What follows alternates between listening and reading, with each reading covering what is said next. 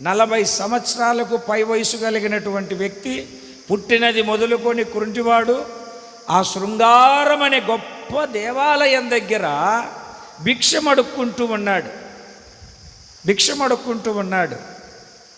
యేసుని నమ్మిన ఆది అపోస్తలులు పేతురు, యోహానులు ఆ దేవాలయములోనికి వెలుచు ఆ 40 సంవత్సరాల పై వయసు కలిగినటువంటి ఆ కుంటివాణిని చెయ్యి పట్టుకొని యేసు నామములో లేపి నడిపించారు. ఇప్పుడు చెప్పండి, దేవాలయము గొప్పదా, యేసు గొప్పవాడా? కొంచెం గట్టిగా చెప్పాలి మీరు. చెప్పండి, కొంచెం గట్టిగా చెప్పండి. ఎవరు గొప్పవాడు? అక్కడ వాక్యాన్ని ఏం చదువుతున్నాము?